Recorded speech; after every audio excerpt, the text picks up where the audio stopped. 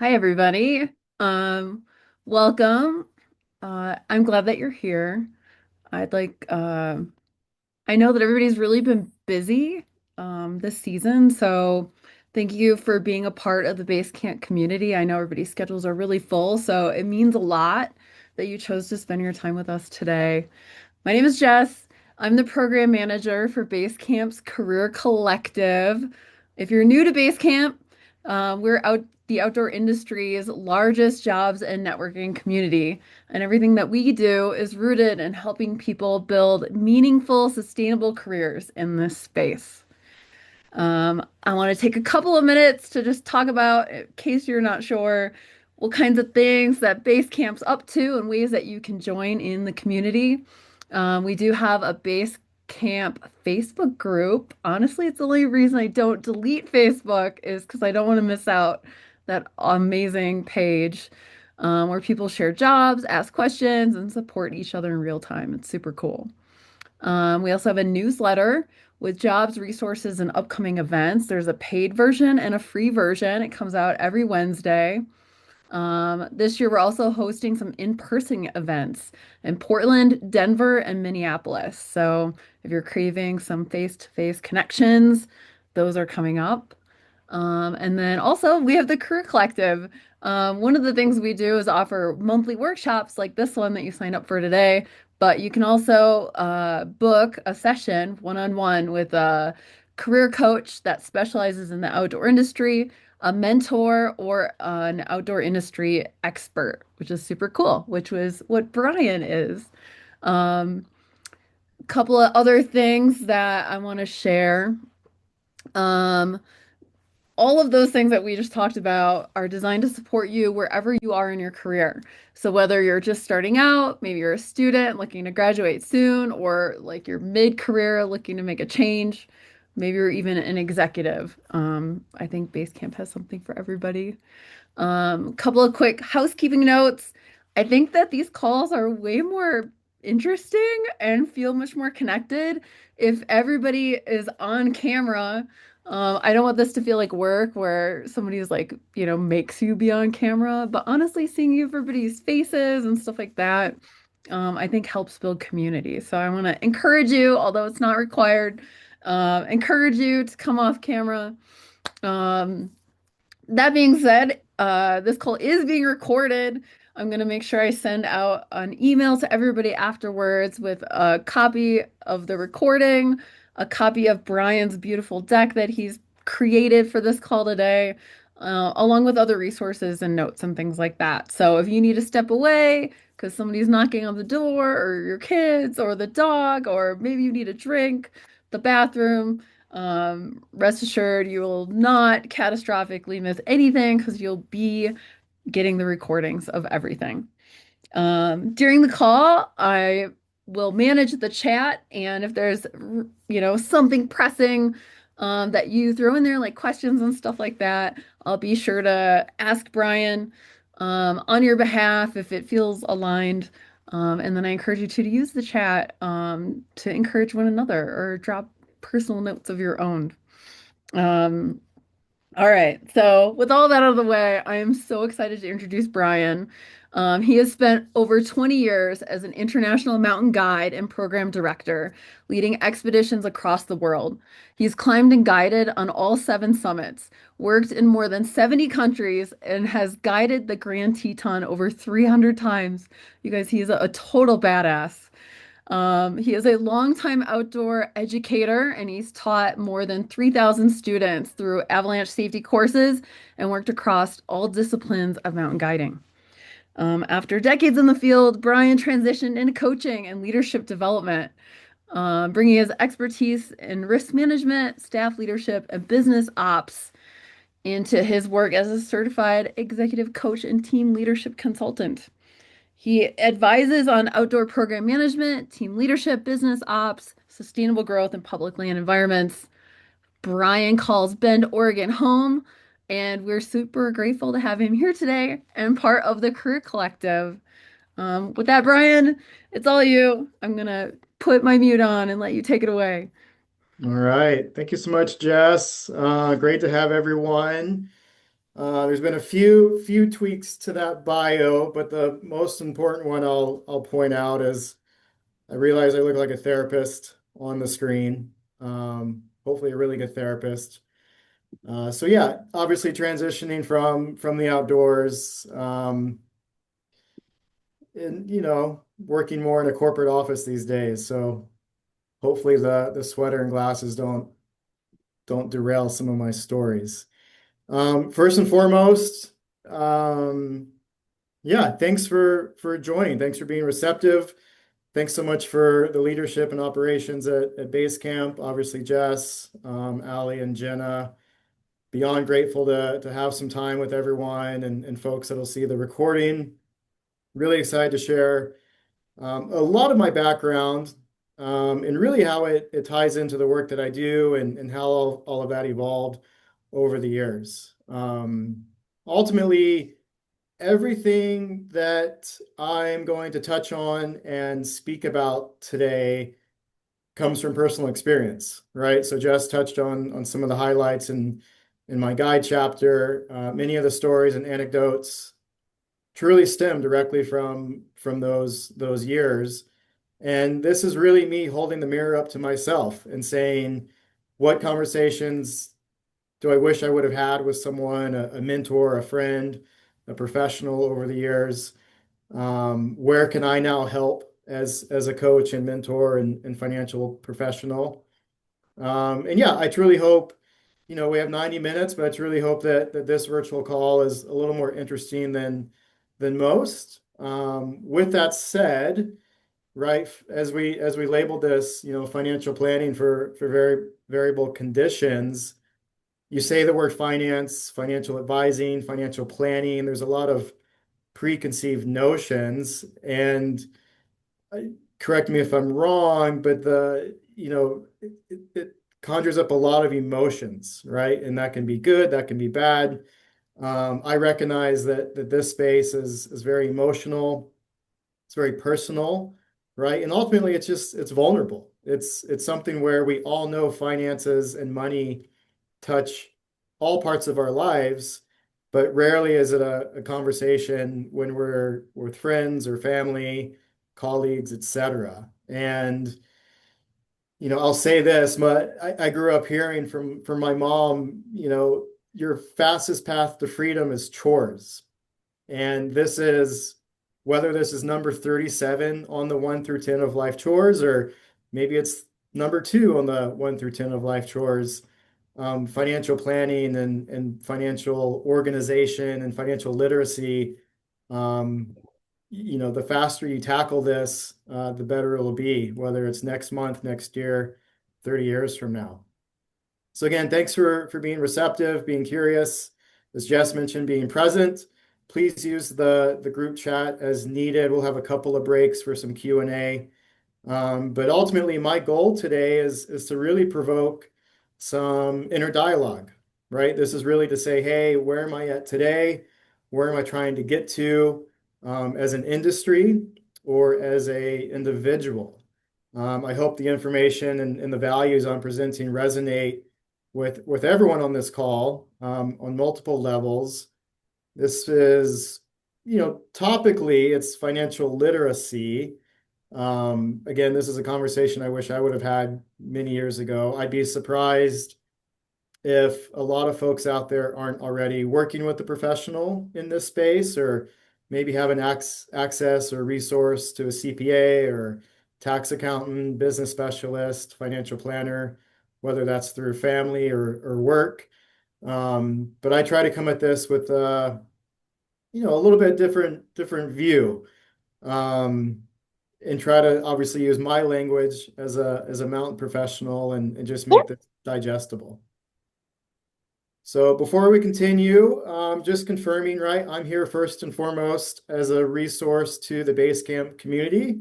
I think as this community has grown, and obviously I've been behind the scenes for a while working with Jess, my whole take is that the industry and folks like yourself deserve our attention, right? Our attention as mentors and coaches and veterans in the industry. So I'm here as a conduit between the work that I do where I've been and maybe how I can be a resource moving forward. Um, whether you're an employee, small business owner, um, in transition, whatever that might look like. So please consider myself a resource for any questions or touch points. At the end of this, you'll have my contact, you'll have my calendar. I encourage everyone to take advantage of that. This is me. This is the invitation. Complimentary calls with a financial planner, right? No matter where you're at in life. So please take advantage of that.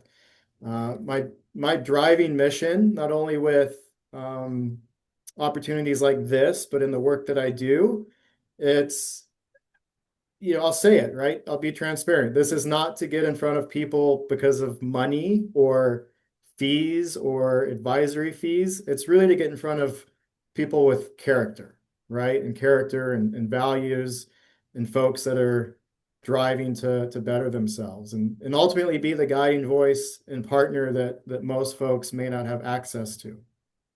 So whether you're part-time, full-time, managing your own brand or business, or working for numerous companies, the dialogue we have today will hopefully be, complementary to any current benefits you have, current investments, strategies, and ultimately or maybe just be the first pitch of what we call the financial climb.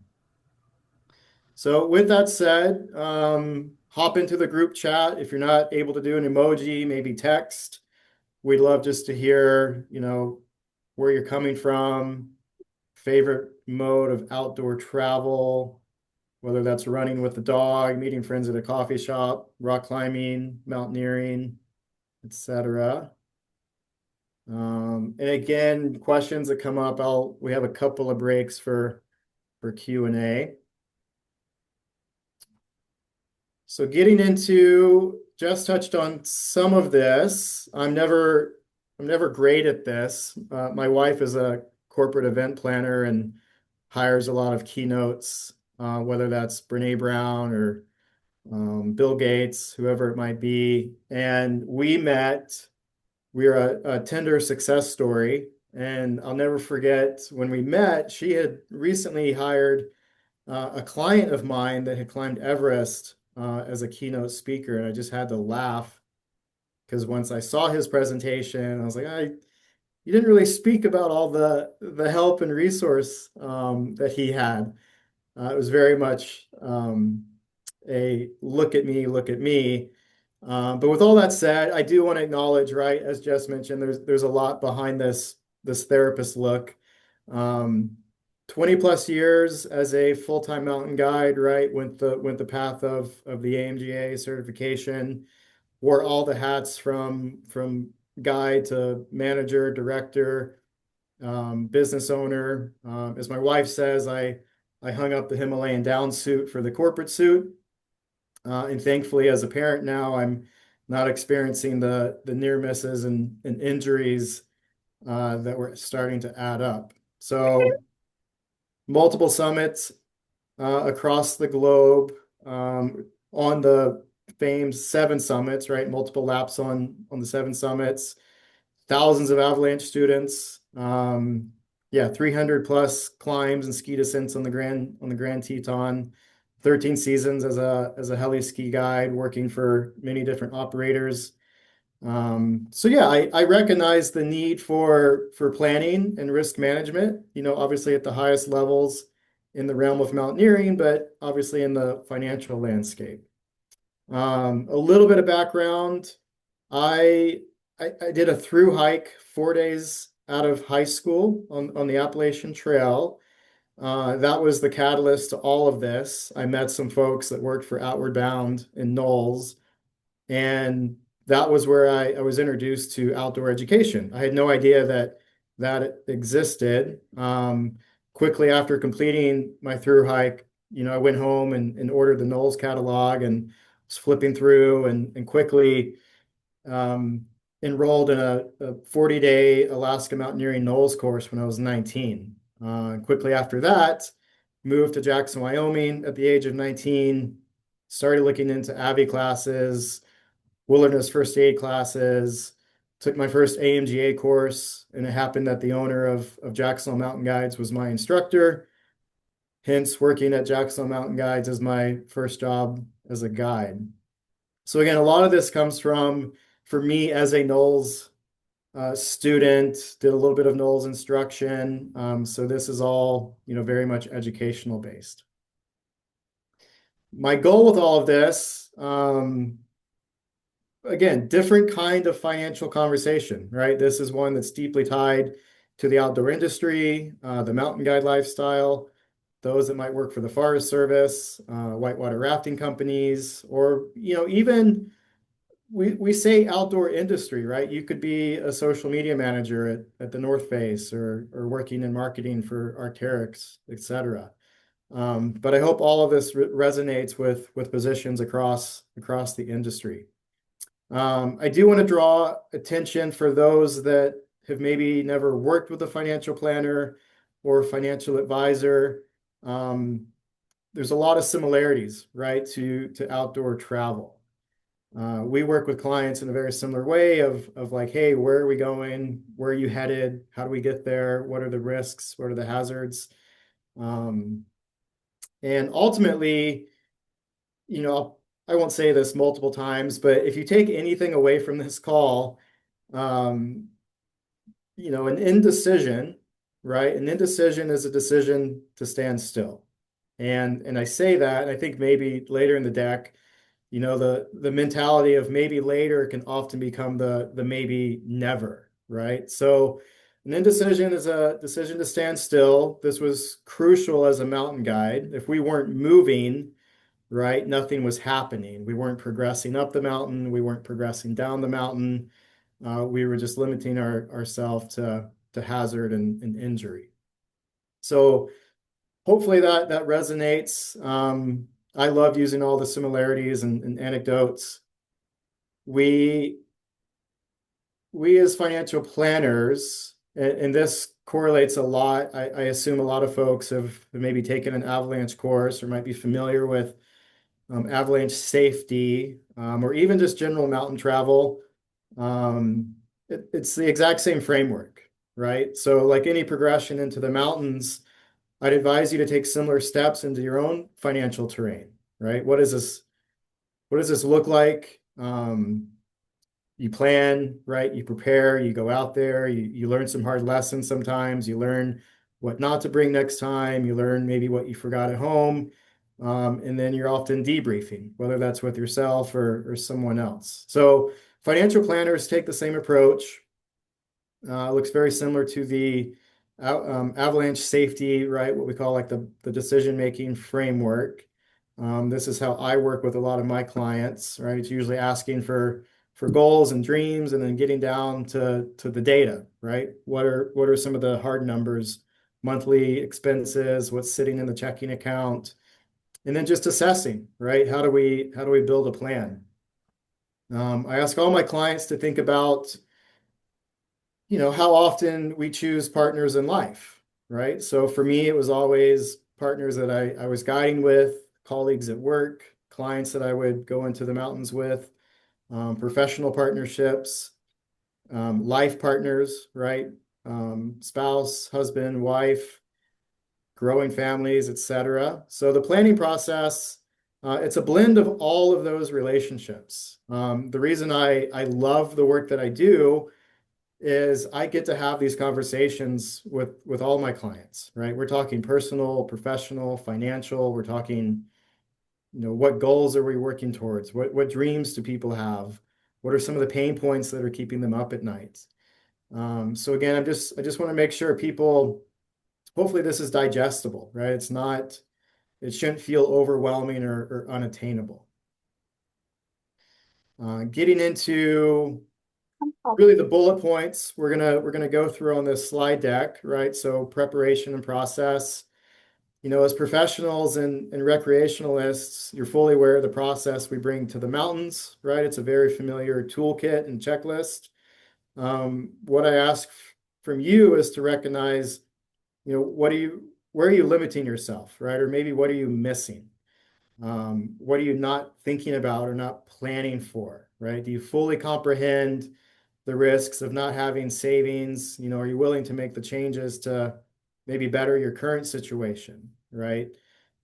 We adapt every day in the mountains to avoid accidents, right? Ultimately, where might you be lacking today, right? Or your financial process for your own health, right? Longevity, your well-being, and a lot of those unforeseen circumstances. So we're going to talk a lot about, first and foremost, right? What's the objective? What tools do we have?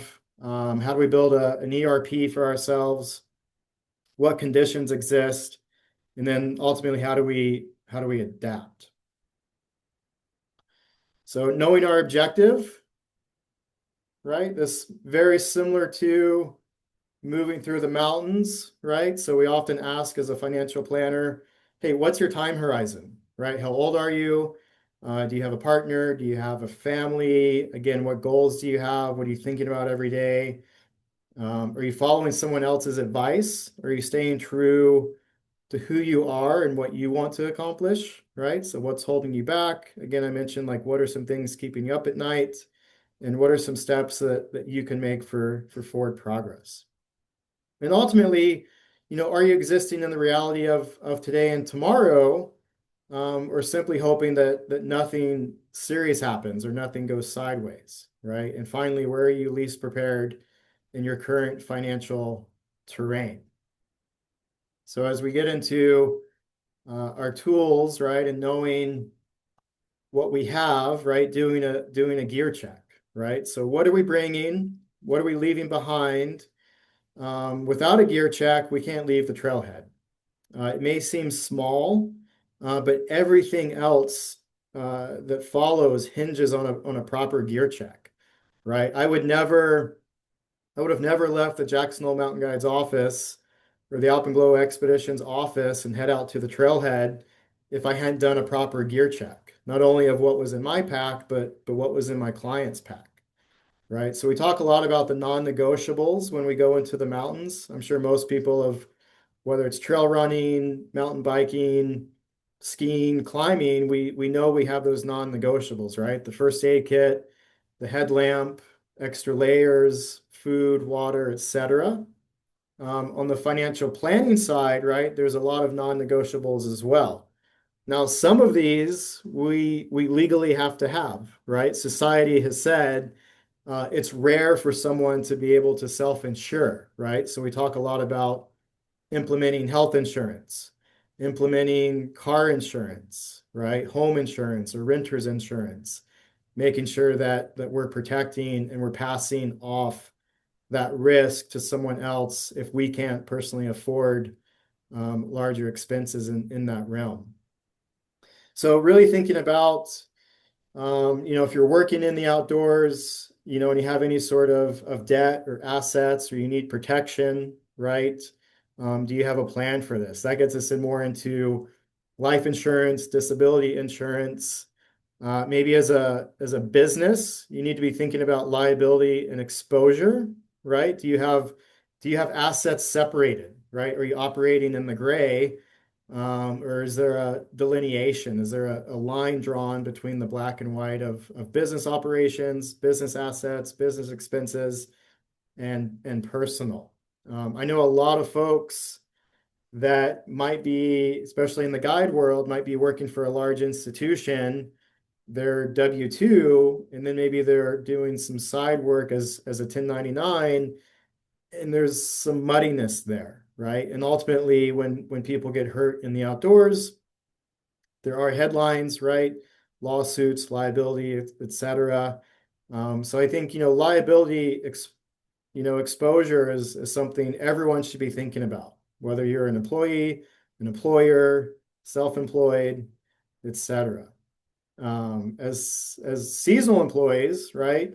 For me, someone that never had access to corporate benefits package, I was always asking, like, am I prepared if life gets the vote, right? Car repairs, home repairs, injuries at work, most importantly, injuries outside of work. This is huge in the outdoor industry, right? Medical costs, living expenses, um, unforeseen health issues, right? I'm sure we've all been affected by someone in our orbit that, you know, sometimes just, again, life gets the vote. Just as having the right tools, right, for Mountain Objective, having the right tools for investing is beyond crucial, right? We don't just bring, say, one cam or one protective or puffy layer into the mountains, right? We diversify our packs with the tools needed for all conditions. We talk a lot about in the financial planning space, right, is having these four buckets, you know, non-qualified, qualified, Roth, and cash reserve. And that can be anything from brokerage accounts, you know, a Robinhood account, an ETF with Fidelity or Charles Schwab, taking advantage of an employer match program, right? So if you have a SEP IRA, a 401k, 457B, anything with an employer, you should be taking advantage of that, making sure that you're getting those supplementary dollars, right? And then making sure we're maybe taking care of ourselves, right? As a maybe we're self-employed. So there's options to have self-funded IRAs and self-funded 401ks. You don't specifically have to have that through an employer. And then ultimately just asking, you know, am I diversified? Am I too heavy in one of these aspects versus the other? Is one of these non-negotiables missing, right? Because ultimately you might have all of this, you take one or two of these away, and everything else can unfortunately come crumbling down with unforeseen circumstances. So getting into having a plan, right? We all know that things can go sideways. Building out an ERP, right? Having a personal risk management plan. So to react to changing conditions or the uncontrollable, we need some sort of an e-brake, right? Or for those climbers, right, we need a hands-free backup on our rappel to stop things from going completely sideways. This is where, you know, I'll use this slide for the doom and gloom. I know I'm not alone when I say this. You know, I caught myself in the past 5 years. I've given to over 50 GoFundMe campaigns, right? And I think this is where I just want to take a moment and speak to this, right? Speak to the outdoor industry and say, yeah, this happens every day. I've lost a lot of friends. I've lost a lot of colleagues. I've lost family members, right? I've seen accidents where, you know, the GoFundMe might be to help someone that was injured, right? Maybe it wasn't full fatality. It was an injury. The person's off their feet for a little while. But ultimately, you have to be realistic. Like, what will that do, not only to their own financial terrain, but maybe those around them, right? And I do think about, you know, I'll be honest here. I often say, like, geez, like, okay, it's now being passed on to the community to help these folks in need. And I'm not saying, you know, don't do that, right? But I am saying, hey, be thinking about, do you want to be the person that might be having to ask for financial help from your community and your friends and your family? Or could I take a couple of steps, you know, manage the risk, put a plan into place, and have those risk management boxes checked? You as an employee or as a business owner, you're the largest asset, right? So whether you have a home, you have a $300,000 Sprinter van, whatever it might be, when I sit down with clients, you know, usually when I say like, what's your largest asset, they point to something else besides themselves, right? People never assume, oh, I'm actually the largest asset as I work and save and grow wealth. So your ability to work and create a paycheck, that's ultimately going to be the largest asset that you'll ever have when it comes to financial planning. So without having time on your side and creating a paycheck, right, there are no savings, there's no retirement planning, hence there's no plan. So I'll try to share this in the way of, if you're a 32-year-old making $65,000 a year and nothing changes, right? Nothing changes over time. There's no bonus, wage doesn't change. There's no lottery ticket, right? There's no change to that. That $65,000 a year over 33 years is almost $2.2 million, right? So when I say you are your largest asset, ultimately, as you're working and you're saving and you're growing and you're compounding your wealth, you have the ability to put a couple of $1 million away, even at, 55, 65, 70K a year. Um, Now to replace that, right? So if I said, oh my gosh, how do I make that today without working? Well, you'd have to put about 900K into the markets today to replicate, 2.2, 2.5 million come retirement.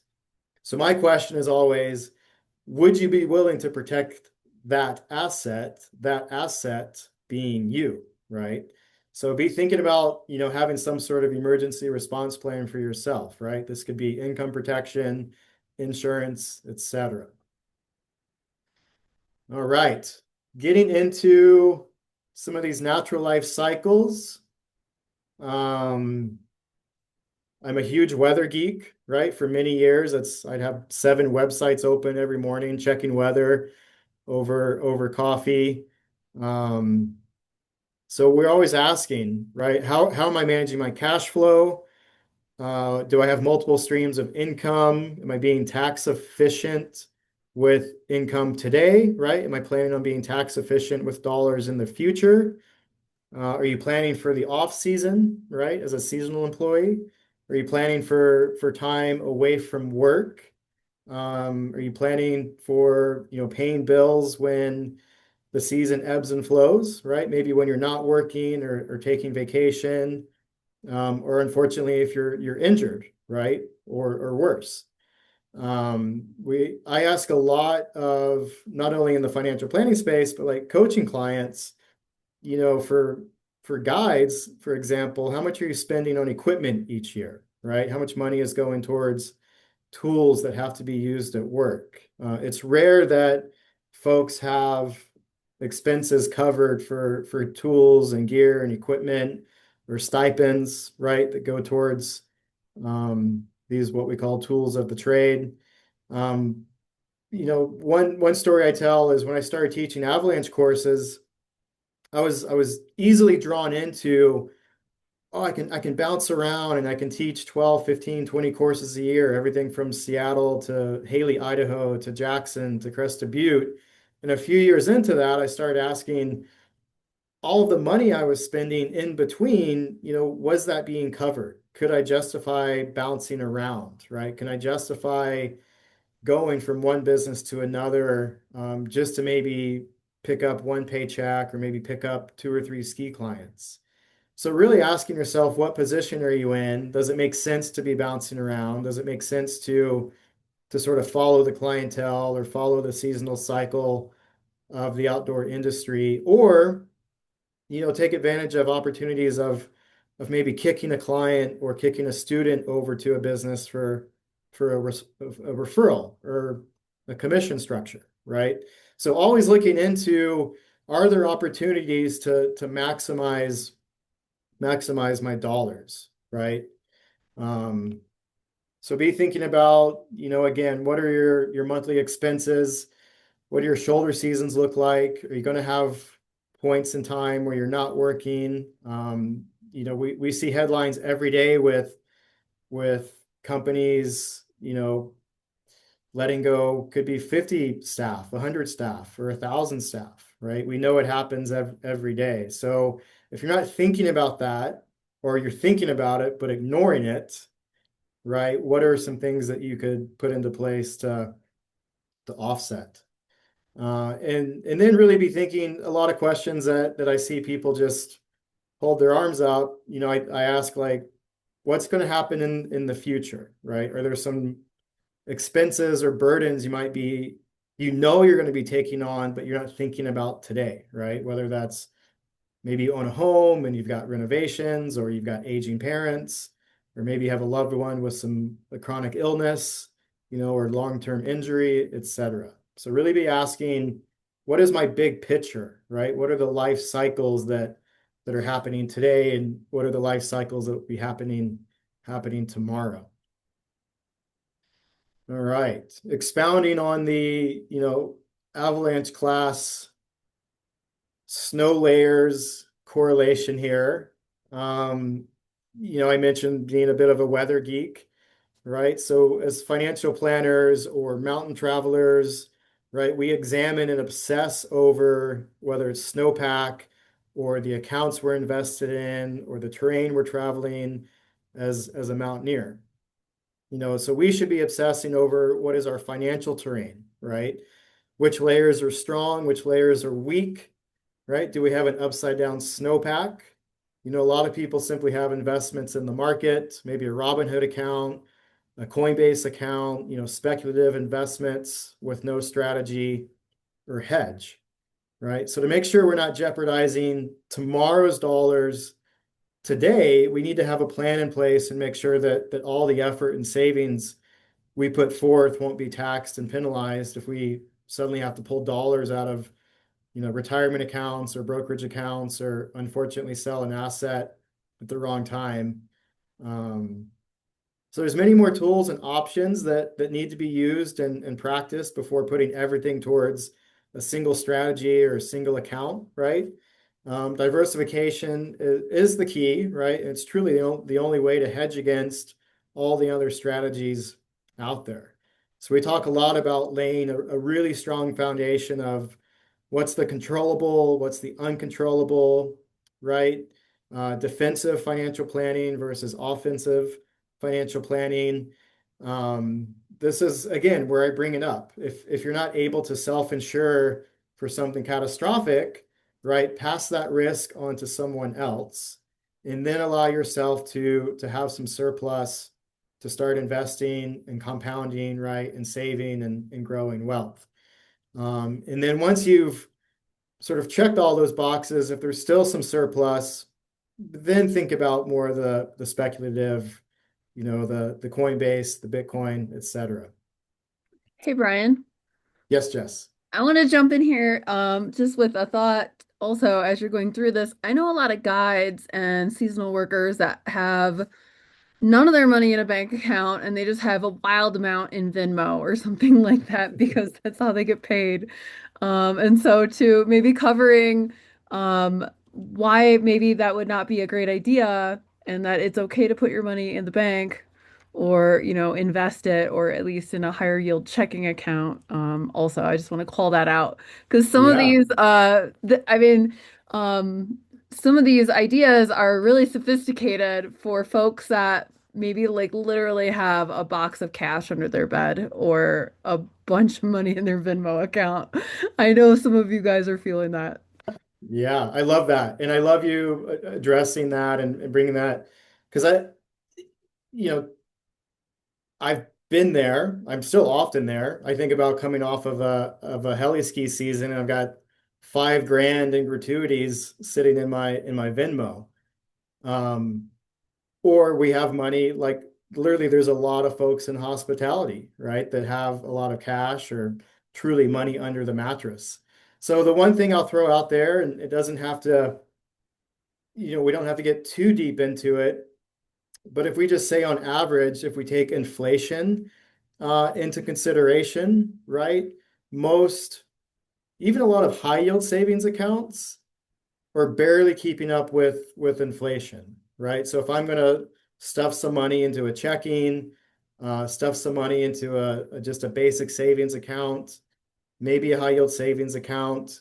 I had a meeting earlier this morning where the client has, this person makes $50,000 a year, has an apartment, works as a rafting guide, ski guide, and they have 170K sitting in a checking account and nothing is growing, right? So there's no compounding. And the person attested to a lot of that has been sitting there for over 7 years. So if we start to think about inflation, if we're not outpacing inflation, right? On average, if I put $20,000 into a checking account within 10 years, I've pretty much half that amount.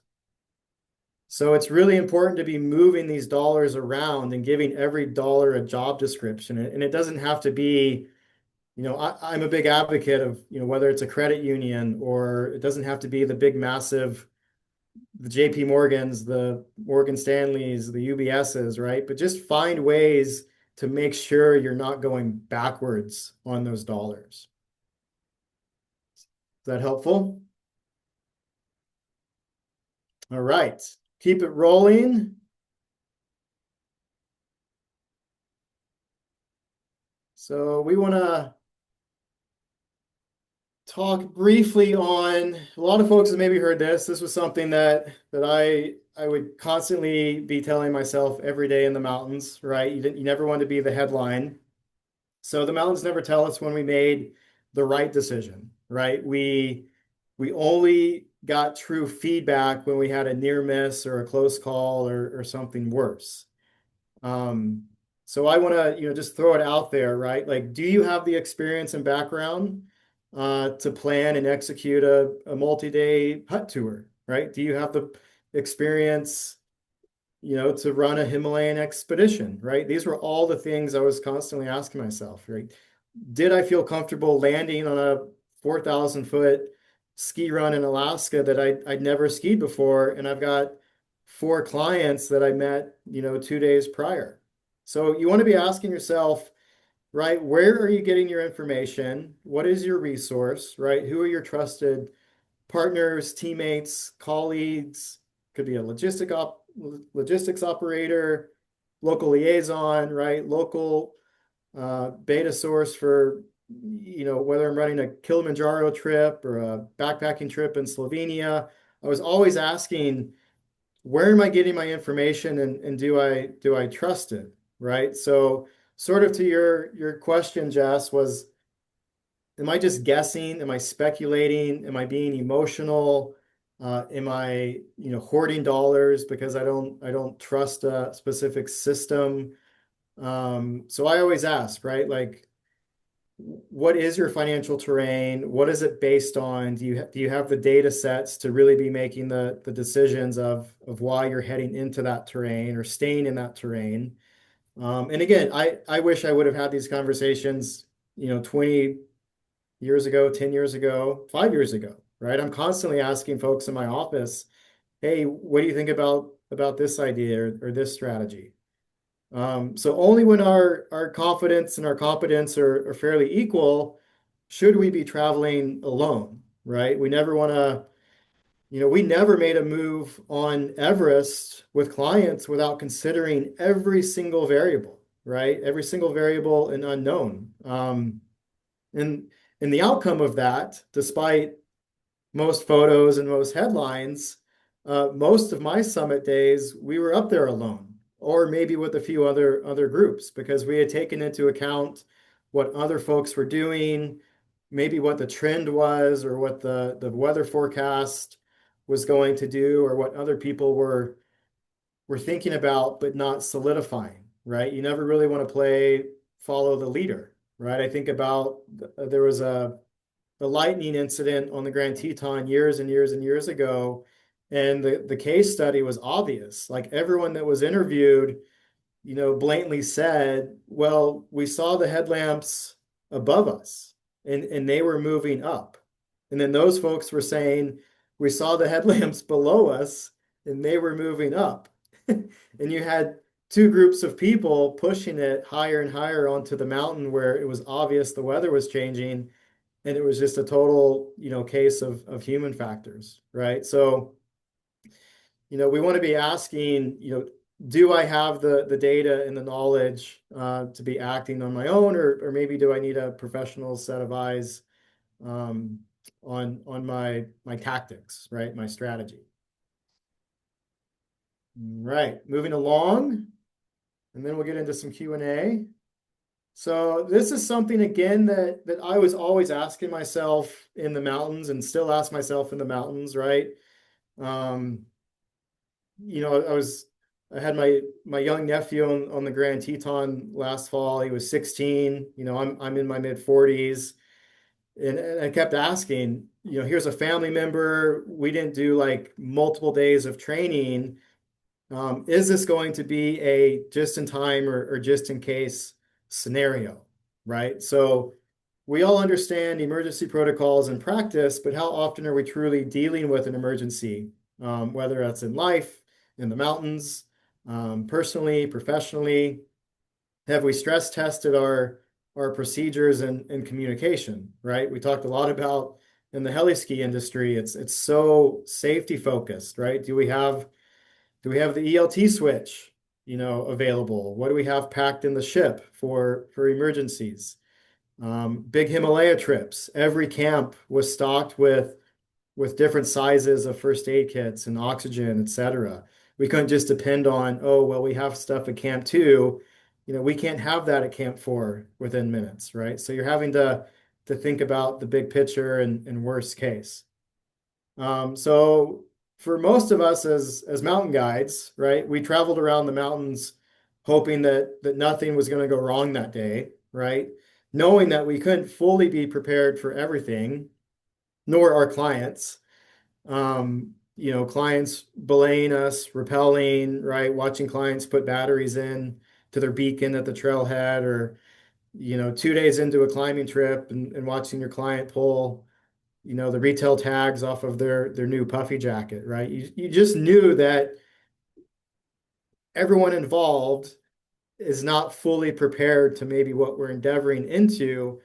But if we have a backup plan and we have foundations, we can keep pushing it maybe into this terrain, right? So we were always, teaching clients. A lot of that was we're teaching them just in time. But ideally, we had set the foundation of, hey, just in case, these are the things that we take care of. It wasn't uncommon to, on the Grand Teton, be moving through some terrain. Maybe we touched on a hard belay the day before, but we didn't really practice it so much. And I always hated as a guide having to turn to my client and say, man, the weather changed, or this pitch is really icy. Now I've really got to teach you a hard belay for my safety, right? And those were always some of the hardest moments where you were just hoping nothing was going to go sideways. So really be thinking about like, yes, what is my plan, right? Is this just in time or just in case? We need to give ourselves time to think, right, and react if there's an emergency situation, right? So the same mindset in the mountains or emergency situations should be considered with financial planning, right? So I always say, with the plan comes options, with options comes security, and with security comes the chance to be opportunistic, right? And that was something for me every time we had educated guests, we had weather on our side, we had good conditions, like that's when there was a higher probability of a summit. Um, so go ahead and join the group chat, right? This is safety in numbers. There's no judgment here.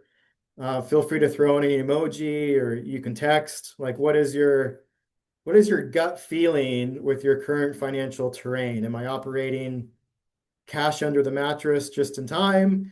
Have I invested just in case? What does that feel like?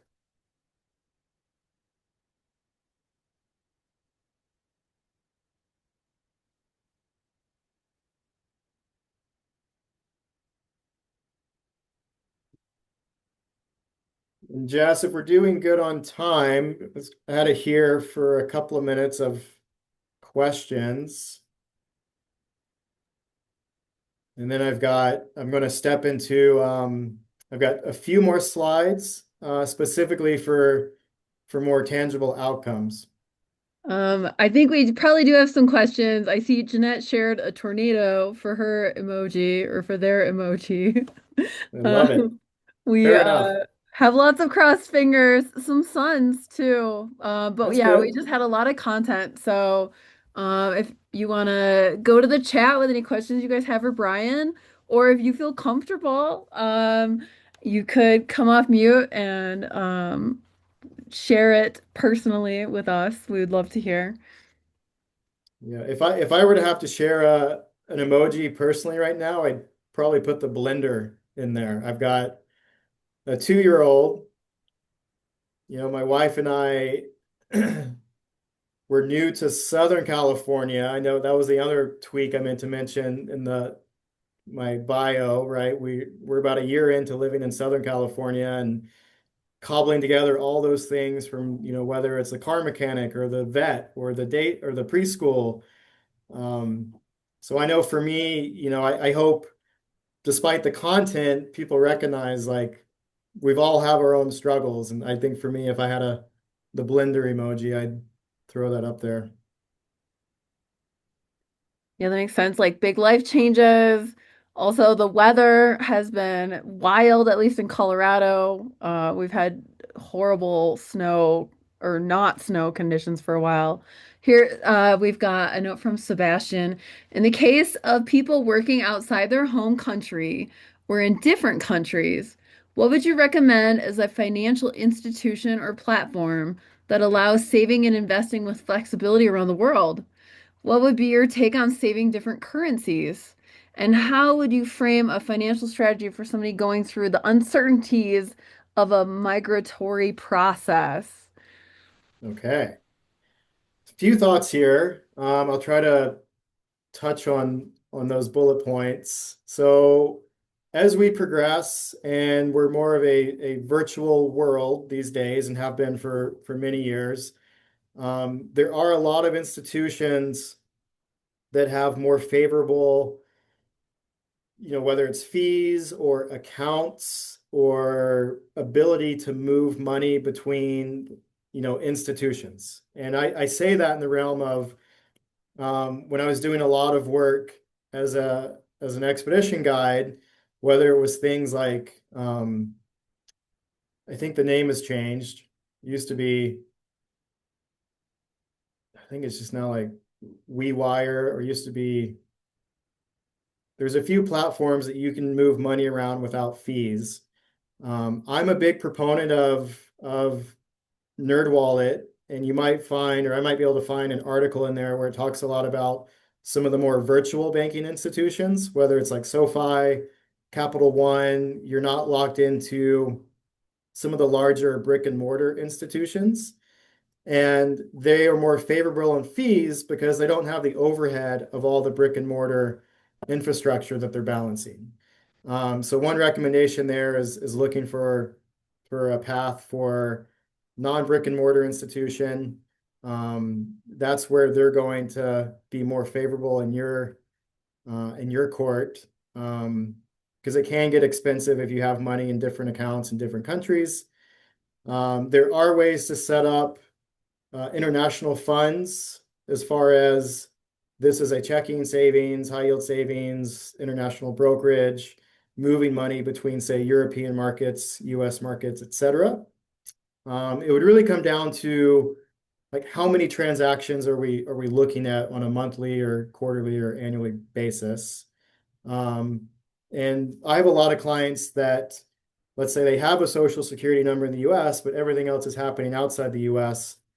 You can be, pun intended, you can be base camped here in the US, use those systems, but definitely be working in other countries. Thank you, Brian. We've got another one. Want to celebrate Jonathan. They share that they just became debt free with their wife and that they're going to start putting aside money from their side hustle to a full-time gig. What are some good steps I can do now? An LLC, question mark, bank account for the business, other things that they're not thinking of. Great. I'm going to say pass on that question because the next couple of slides will touch directly on that.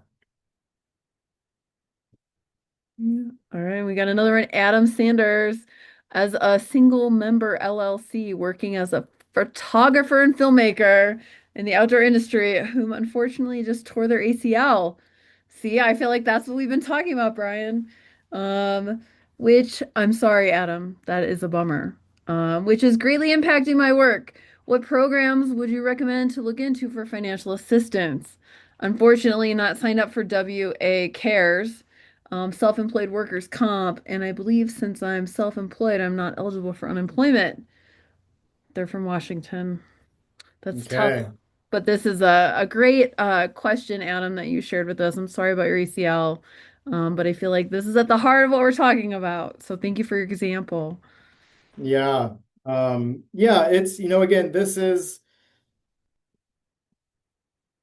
me holding the mirror up.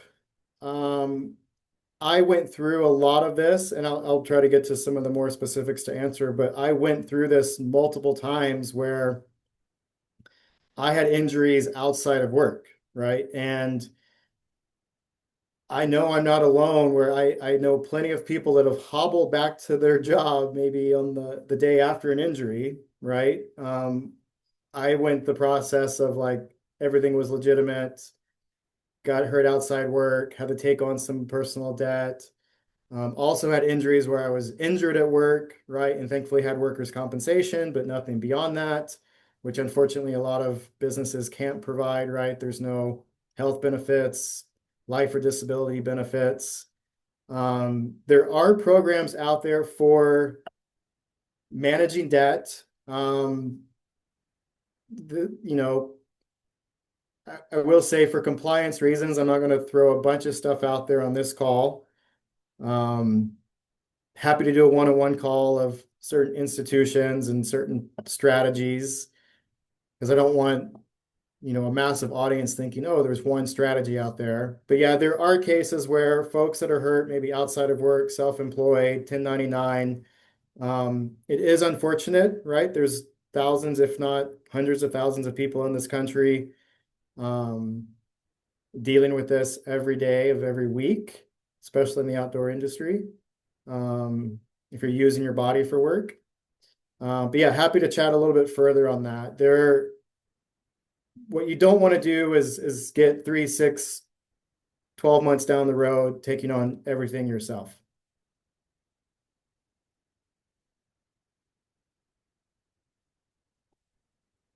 All right. Any other big pressing questions?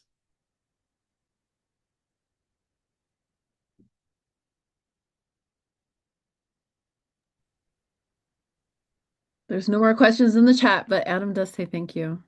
All right. Yeah, happy to connect further, Adam. And I virtual high five. I've been there. I know a lot of people that have been there, so you got some support. Lindsay wants to know if you help with strategies to move through debt and then on to wealth. Yeah, so the next couple of slides will touch on this, but um, you know, one of the first things I do when I meet with folks, right, whether they become a client, whether it's a friend, whether it's someone even in the coaching space, I tend to implement, it's like, hey, we're going to do a monthly, a lot of people call it monthly budgeting. It's not really budgeting. It's like we're just identifying, right? This is a monthly identification of where is my money going, right? My wife and I find out we had 2 Peloton accounts. We have 1 Peloton. Doesn't make sense, right? I'm sure folks out there have realized I have a magazine subscription. The magazine's been out of business for 5 years. Um, Powder Magazine, calling that out. There's you've got Netflix, Hulu, uh, what else is out there? All the streaming services, right? You really want to start being disciplined of where are the dollars and cents going. I talk a lot about dollars having job descriptions. We all have hard costs, right? We have our groceries, we have our rent, our mortgage, living expenses, and really identifying, I tell people 4 months is my minimum is, hey, we're going to do a monthly identification of every dollar for 4 months, ideally 6, but that's going to give you a really good foundation of what am I spending money on?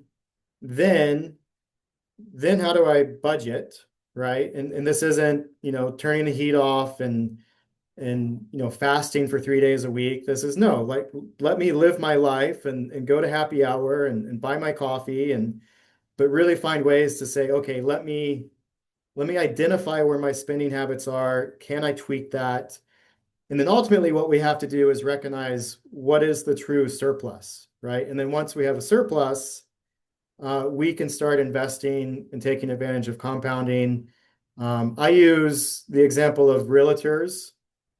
Obviously, there's a lot of ebb and flow with money in the outdoor industry, but for example, a realtor heavy on commissions, doesn't happen every month.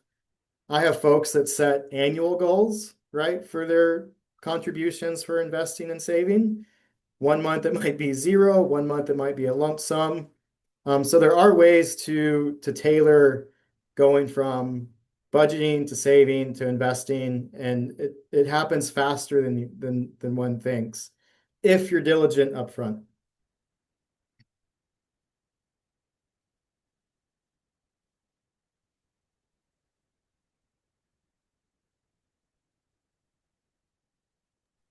Ooh, Brian, I think we have one more question maybe from Jay. Okay.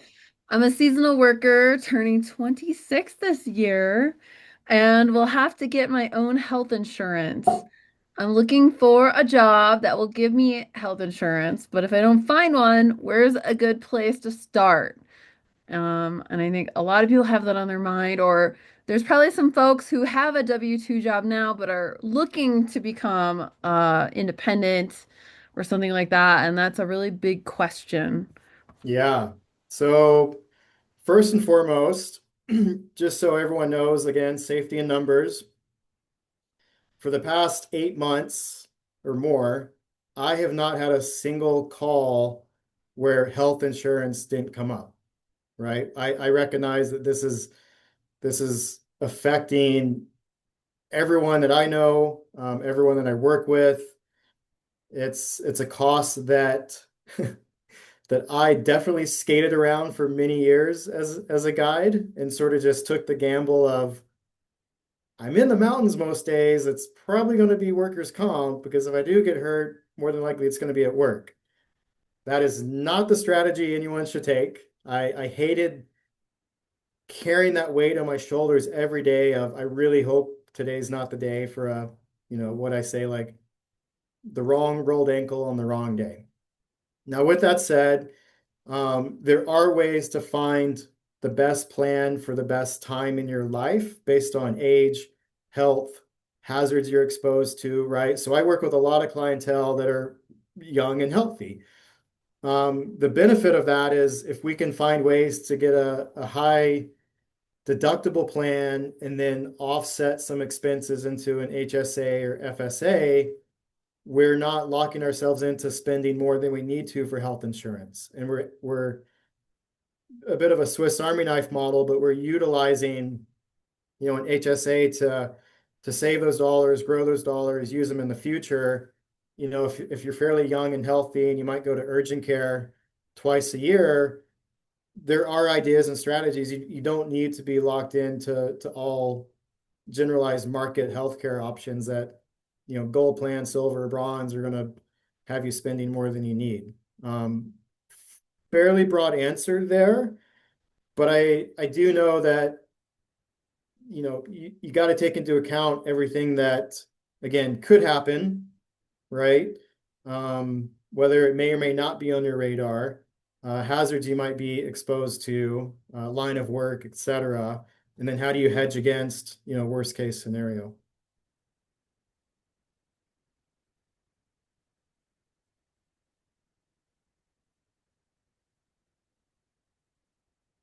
Right.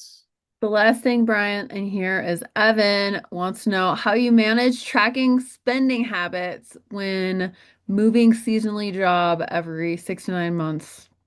Jeanette says that they have the same problem too. What are your favorite tools, Brian? Yeah, so I've gone back and forth with different apps. I feel like I've come full circle where I have a fillable PDF that I have an appointment on my calendar at the end of every month. This was something I did even when I was guiding and traveling and basically living out of duffel bags for 8 to 10 months of the year because I needed to know, was I behind on field days this year? Was I going to have enough income to weather the shoulder season? A lot of this is like pen to paper, right? It doesn't have to be super fancy. It doesn't have to be an Excel sheet with 18 columns. Yes, there are some good apps out there. I'm sure people have used a lot of them. Again, whether it's Copilot, MoneyWise. It depends on how much you're spending too, right? And how much you're spending that is work related, personal related. Um, you do want to be tracking work expenses, right? If you are going to get reimbursed or you're putting that towards a deduction on your taxes. But ultimately, it's going back to, I think we were talking about budgeting. If you can get in the habit of once a month and practice this for 4 to 6 months and really just identifying where the dollars are going, um, it doesn't have to be that difficult. I tell my clients all the time, like, have fun with it, open some wine, make a coffee, open a beer. It doesn't take long, run through an exercise. I know I have a lot of templates that I send out to clients as well to try to make it attainable and digestible. All right. I have a couple more slides. It might answer some questions or it might at least give some framework. This is really just going to be like a personal financial plan, a business financial plan, and touch on some of the questions we had, and then we'll get back to some Q&A and wrap it up.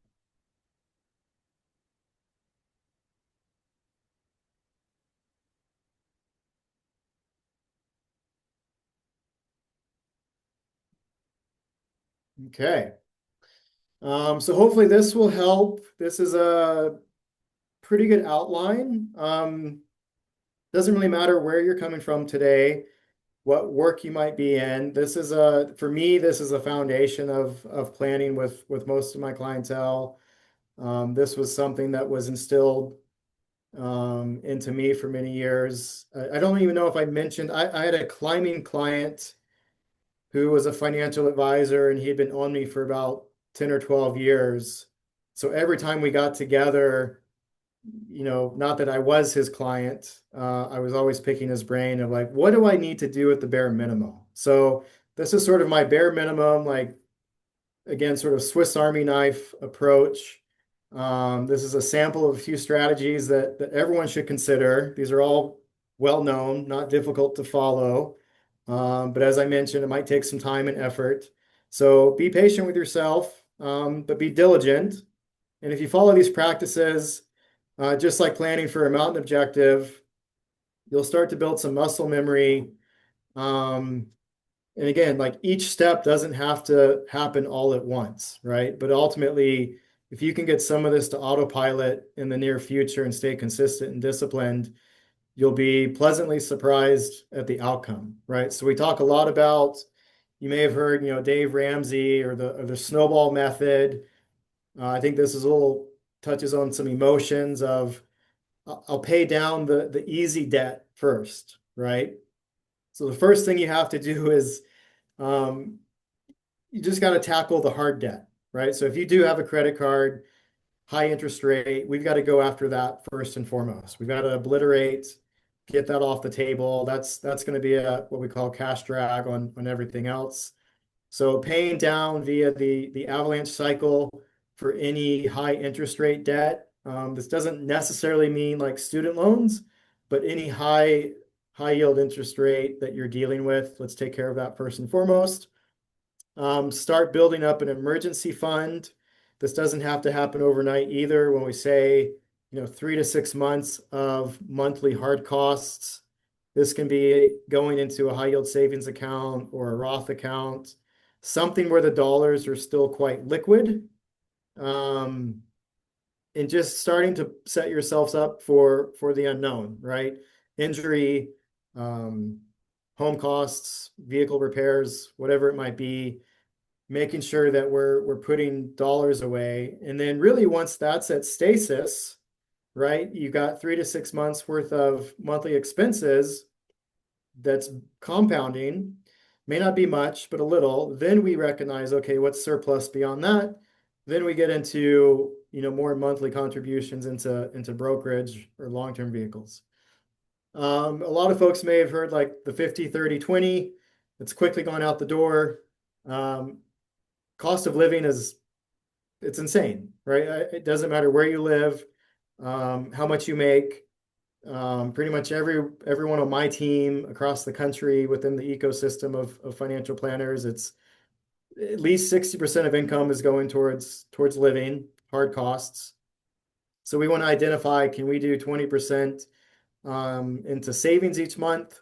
And then 20% ideally is discretionary, living your life, actually not feeling super constrained. And then obviously implementing some sort of income protection, right? We talked a lot about life insurance, disability insurance, car insurance, health insurance.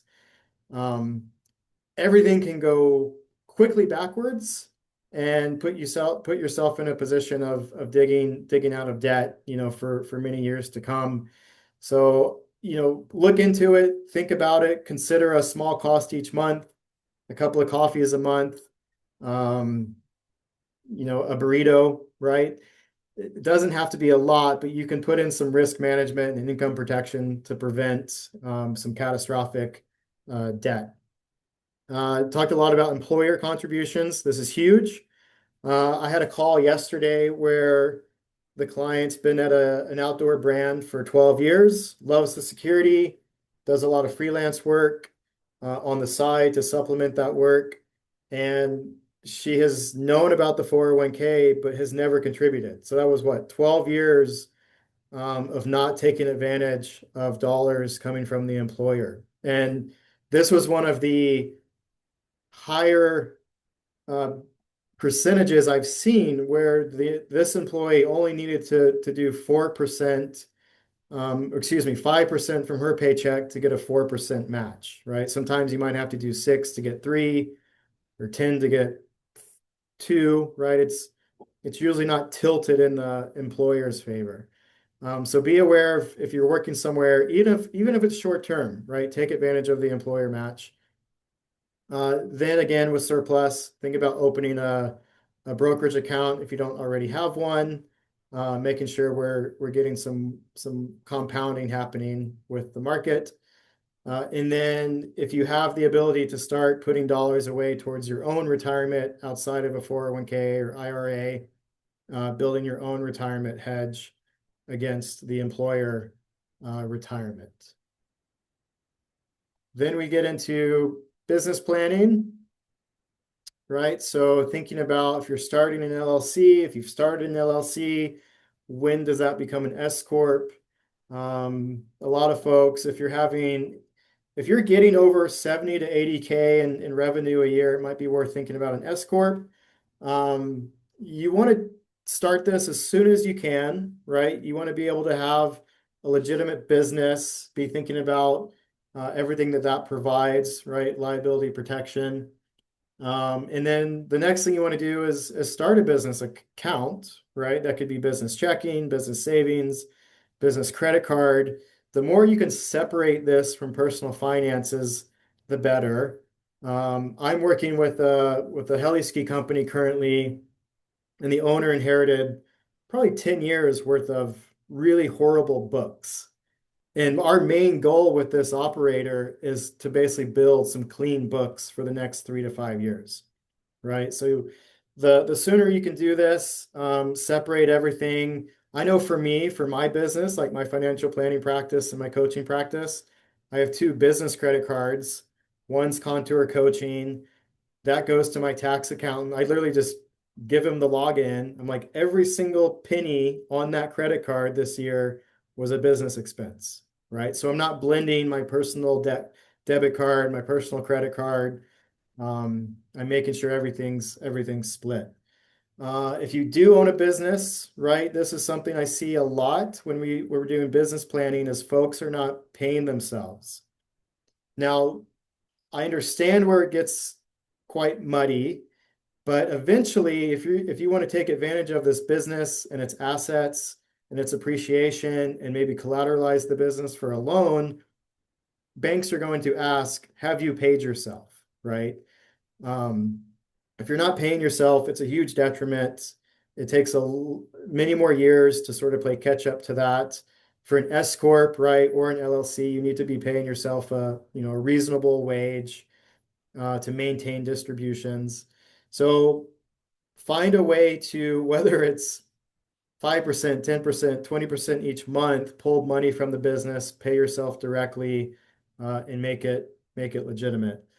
Then we still talking on the insurance side, right? Implementing best practices, making sure everything's protected, making sure a business agreement is in order, even if it's a single owner business, that you're holding yourself to that business operation agreement.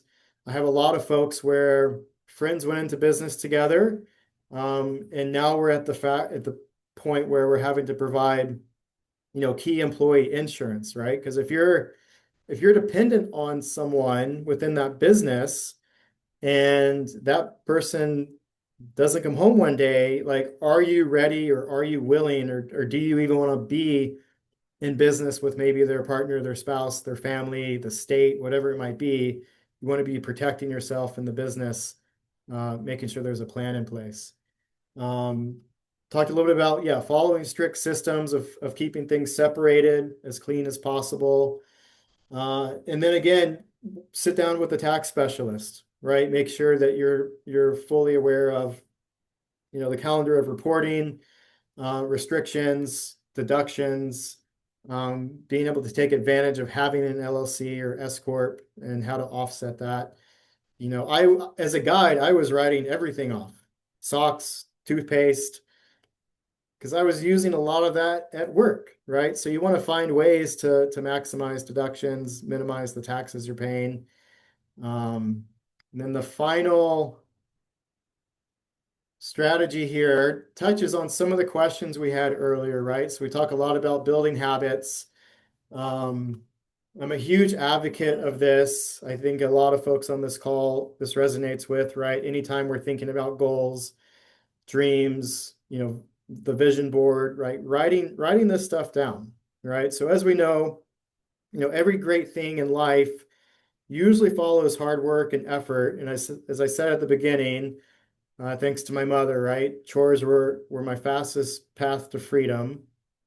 So these few bullet points are very foundational, right? For anyone as of today, tomorrow, again, no matter what your work is, this is personally, professionally, etc. You need to follow a system and revisit this system over and over in order to hone in what is working, what's not working, and why, right? I can easily tie a figure eight knot with, maybe still do it one-handed, definitely do it with my eyes closed. But I definitely still look at that knot anytime I'm in the mountains, right? And looking at my partner's knot. So even when the habits are there and the muscle memory is there and you've gone through all of this, you want to be revisiting, right? So we talk a lot about tracking expenses and spending, working through a monthly budget exercise, prioritizing credit card debt, right? Should be your first payment outside of hard costs, implementing income protection, setting up savings and investing goals. We do a lot of, as I mentioned, like with guides, realtors, seasonal influxes of income, right? We do a lot of dollar cost averaging exercises, opening different savings vehicles other than hard cash under your mattress or in a shoebox or a Venmo account. Over time, whether it's 3 years, 5 years, 10 years, you're losing money. The system is the system. We can all have our opinions and emotions when it comes to capitalism, but when it comes to your currency, the US dollar sitting in cash or a portfolio sitting in cash, you're going to be losing out if you're not investing those dollars over time simply due to inflation. So we do a lot of diversified account exercises with folks. I do a lot of just managing work-related expenses, right? So we talked a lot about receipt tracking exercises. These are all things that I was constantly doing as a guide. It didn't have to be super complex. A lot of it was in my Write in the Rain notebook, right? I was at the end of a Grand Teton season or Himalaya expedition. I was just keeping track of of everything I was spending dollars on. And where were those dollars going? And did it make sense to, spend dollars where I didn't need to? Hey, All right. Brian, we've got a Yes. question in the chat. Kat would like to know, do you find that the pay yourself intentionally business planning principle also applies when you're starting a 501(c)(3) or C4 nonprofit? Yes.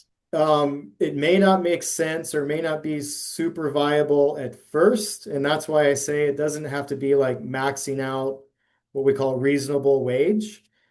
But what's going to happen over time is when you go to leverage or be opportunistic with that business, if it grows and it scales, if you're not setting yourself up for the future, it's really hard to backtrack and say, oh, well, 10 years ago we were making this, I didn't pay myself, or I was just pulling money off of the business checking. It's really hard to go back and sort of prove what was actually happening if it's not set up from the beginning. Yeah, I was gonna say on that, Brian, I know some folks that are guides, and even though they have maybe a lot of money in their savings account, they're at that point in their life they want to buy a home and they need to like prove their income, and that becomes really tricky. I'm thinking maybe paying yourself Exactly. helps you prove that income.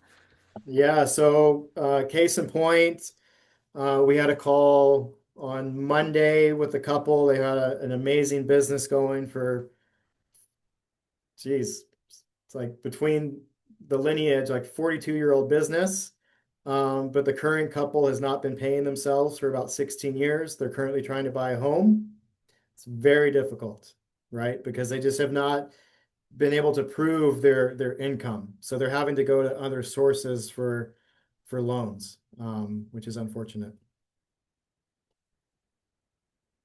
Okay. Pretty much last slide. This is really just throwing it back on everyone here, right? Some personal inner thought, provoking some inner dialogue. Um, as we head back to the trailhead together, let's just reflect, right? Where do we stand today? What's our current support system? Where do you feel at most risk? Where do you want to be in the future? And how do you want to get there? Many employers and businesses are only going to assist in certain aspects of financial security, right? So this is me again trying to get the word out, trying to explain you're on your own ultimately, right? Like you can take advantage of some employer match here and there. Um, I'm very open about, when people ask like what is your strongest skill set, and loyalty comes up a lot. But to my detriment, loyalty comes up a lot. And I was very loyal to a lot of businesses over the years, thinking, hey, I was promised this, I was promised that. If I work hard and head down and I help grow this program, that things will come my way. I think many of us on this call, we know rarely do things just come your way, right? So this is me again saying most great things happen after putting a lot of hard effort into something, tackling that life chore, using my mother's quote time and time again, right? Um, so as we say, right, you don't need to worry about progressing slowly, just worry about climbing the wrong mountain. I'll close out here and then we can get on to some remaining questions. Um, Thank you again. Being able to stand here, whether it's virtually or not, it's a huge opportunity for me. I don't take it for granted. It gives me a ton of confidence that I'm speaking to the right demographic. I want to thank all of you for being present, for signing up, for supporting Basecamp, vice versa. I want to be here with Jess and Allie and Jenna to be supporting amazing folks like yourself, no matter what journey you're on.